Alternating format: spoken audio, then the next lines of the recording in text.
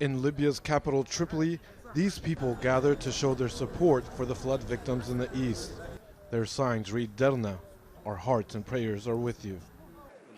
The storm was more than the infrastructure could handle. It left misery and destruction in its path. So many people have died and are missing. I lost family members. Every family has lost someone. It's a very difficult time. May God be with our country. Adham El-Lafi says when he saw the pictures from eastern Libya, he had to do something. He organized a small shipment of aid on Tuesday with some friends. Now he sends convoys on a daily basis. People from across the country are helping. What happened was a tragedy, but maybe we can benefit from it. People here are sad about the disaster, but are also very happy and excited about the unity. Dozens of donation centers like this one have been set up in Tripoli. People give what they can. Along with the extensive destruction across Derna, the city's 2 dams burst after heavy rainfall sent a tidal wave down the valley.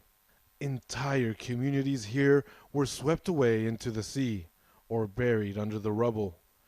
The recovery operation goes on with the help of international search and rescue teams.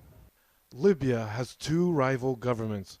Both have allocated funds for emergency response efforts and to rebuild devastated areas. But there are fears if they can't cooperate, much needed assistance might be delayed.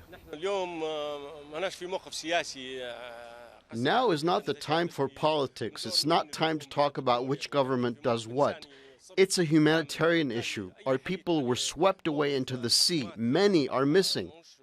Libyans have seen years of conflict and divisions, but many are putting aside differences to help their fellow citizens. There's been an outpouring of support from across the country. What happened in eastern Libya has brought together a previously divided people who are now uniting in their grief and loss. They hope politicians can do the same. Malik, Traina, Al Jazeera, Tripoli. Well, this is the challenge of getting aid into devastated areas. Storm Daniel made landfall on the 11th of September in Libya's eastern coast, causing flooding and damage in several towns. The city of Derna is the worst affected. Benghazi is one of the main points of entry for deliveries by road. Only 2 roads into Derna are usable, and they involve a long, winding route through the mountains. The port has also been reopened for aid arriving by sea. But once emergency workers arrive in Derna, they're met with more obstacles. 5 bridges have collapsed, splitting the city, further hampering movements to the worst affected zones. We can cross live to Tripoli and speak to Al Jazeera's Malik Traina. Malik, a scene of huge devastation with a threat of waterborne diseases now on the horizon, it seems. Yeah, that's absolutely right. I mean, there are thousands of people still missing, believed to be in the sea or under the rubble in the mud. So there are serious concerns of diseases coming out. Earlier we started hearing that it is possible that the Eastern government will announce the complete evacuation of the city of Derna to stop civilians, volunteers from coming in, and just to allow rescue teams to continue their work. But this is the problem. I mean, there's 2 governments, right? So we're trying to talk to officials in the east. Also here, officials in the west are coming out with their own statements. So, this who do we trust, or who do we talk to? That's an issue. But we're trying to figure out the solution, and we're talking to the people on the ground. And the situation is devastating. There are fears of diseases, definitely.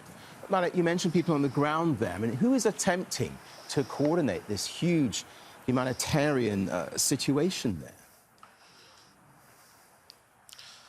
I mean, at the moment, it appears that it's just chaotic. It's just everyone just showing up and doing whatever they can to help.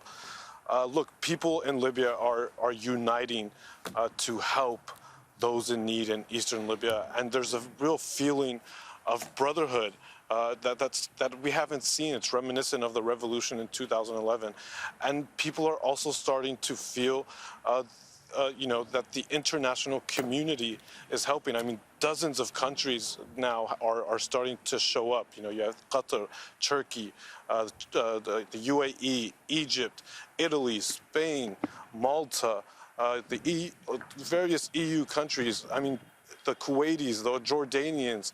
So people are pouring in. Libyans are feeling, that they're getting help from the international community.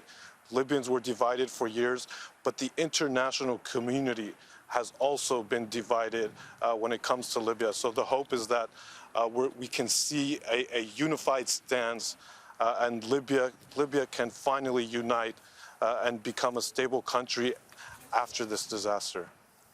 Okay, Malik, Traina, thanks very much indeed for that update from Tripoli.